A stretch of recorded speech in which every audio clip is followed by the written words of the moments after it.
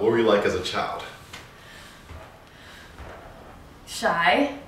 I remember being very shy. I had a lot of anxiety when I was a kid. Really? Yeah. I'm having a hard time believing this. A lot of people say that, actually.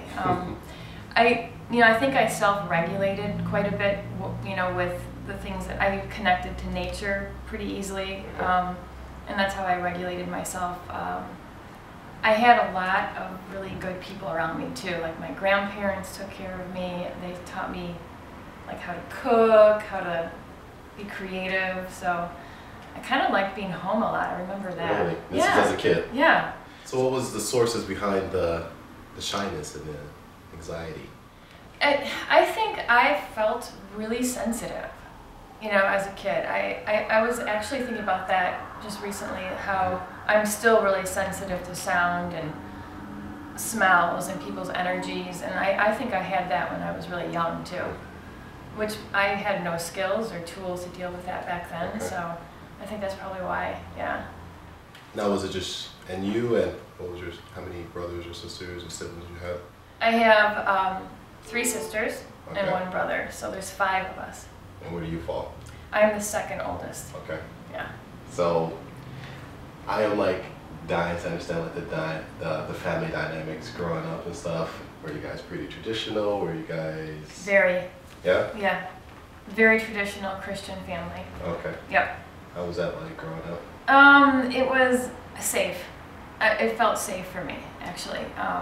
I didn't have like I didn't feel like there was anything abnormal about it. I didn't feel like it was fanatical. My parents were really very ritualistic. We even had like Wednesday nights were family nights, which was safe and comforting. That was good for me as a sensitive kid. Nice. But yeah, we were expected to go to church on Sundays, every Sunday. And gosh, all the way up until our teens.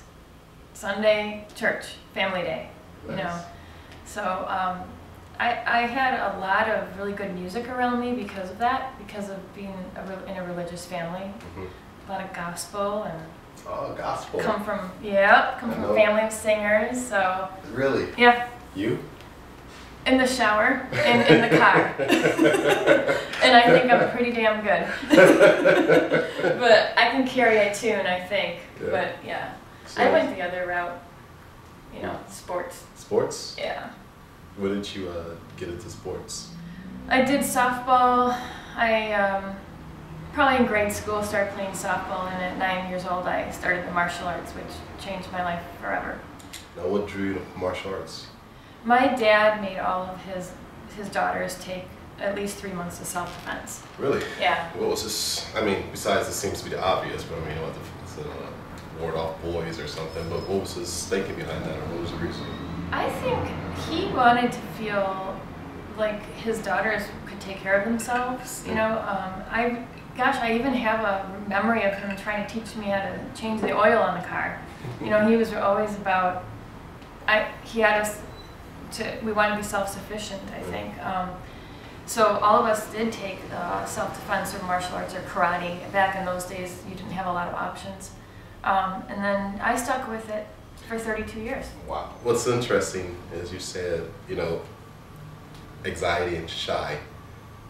Yeah. So how was that dynamic with martial arts? The martial arts pulled out something in me that I didn't know I wasn't aware of. Mental resilience is definitely one. Going through those really traditional karate tests were all about just resilience, and I like to say body over mind, because when your mind gets tired, your body actually does have a way of taking over. I learned a lot about what passion feels like real passion. And it was really neat, because in martial arts, you learn this, that it's just the tip of the iceberg, is just all the throws and the punches and the strikes and the kicks. But underneath everything is really about a vehicle of just self-discovery. Nice. And not many people stay in it long enough to experience that and sat. But it's not even about the strikes anymore after a while. So what does it become about? being a whole person. You know, just being connected to yourself, others, the natural world. At least that's the way my experience was. Yeah. You know. Wait, can you just elaborate a little bit on the, I'm saying, I normally say mind over body. You said body over mind. Yeah, most people say mind over body. Why, can I get like, Sure, I I need have you an to elaborate. example. Yeah, I need to understand that. All right, a real good example is when I was full contact fighting here in Milwaukee, in the ring. And, you know, we all have that kind of inner dialogue, how we talk to ourselves. And oftentimes it's quite negative. And I remember in the ring after the second round, my mind was telling me to shut down. I remember this. My mind was like, you can't do it, you can't do it. There's another full round ahead of you. And I just remember what my instructor always told me is, rely on the body then. And, you know, it was true. If I just got into my body, I was then into the moment. I was then into the now. I was into I was present. And I was able to get through it instead of listening to fiction. I was telling myself fiction. I was fine. I wasn't even tired. Wow. Yeah. Well, I wouldn't say that. I was a smidget tired. Yeah. Now, have you seen that applied in other situations in life? Yeah. I mean, yes, absolutely. Just being able to just... Sometimes you really do have to just fake it to make it. I know that's kind of overused and a lot of lip service to that, Yeah. but changing the way that you hold your posture or the way that you behave oftentimes will change, I find, the way that you change your emotions too.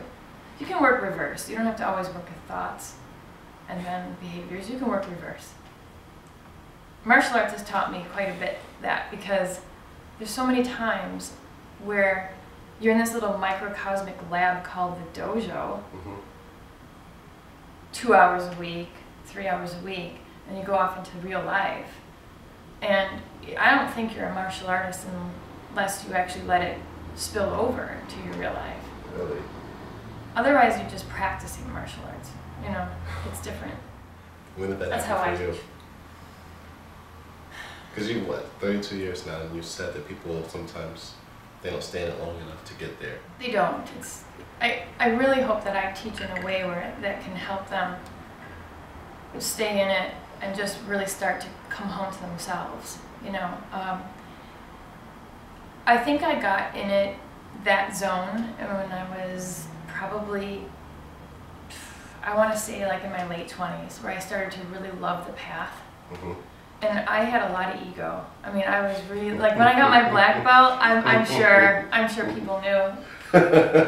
I really thought I was a performer then, you know. And then all of a sudden you start to realize that what you tie around your waist really better match how you feel about your path. You know, that black belt is much more than this tangible measurement of your skill. It's so much more than that. It's about your spirit. It's about your heart.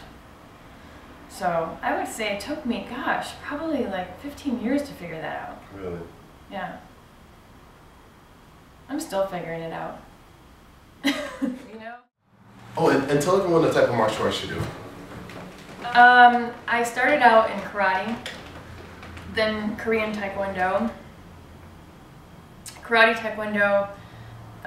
Bruce Lee's Jeet Kune Do, Indonesian Silat, French Savate, Eskrima Kali, Filipino arts, anything I get my hands on.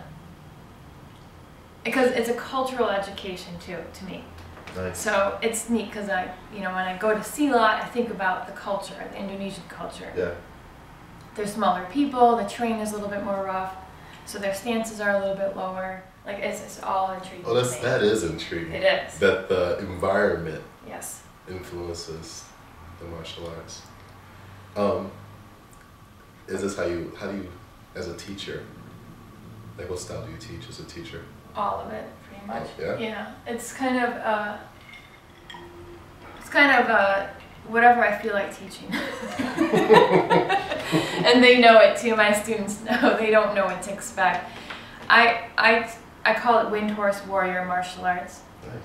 Yeah, so that's Cool name. and it's all about having, like, the wind horse is kind of a Tibetan mythical animal that is about, it's called Lumta, which is Tibetan for, you know, this kind of essence of yourself, rising above adversity. That's what that is. So no matter what I teach, I want my students to always feel self-empowered. Is that the end game as a teacher that you look to instill? Yes. I honestly, at this point in my teaching career, I've been teaching for 25 years and yeah, black belt for 25 years. I want you to try your best, and I want you to try to polish and perfect your kicks because it's going to fine-tune your mind. But I much prefer you to study yourself.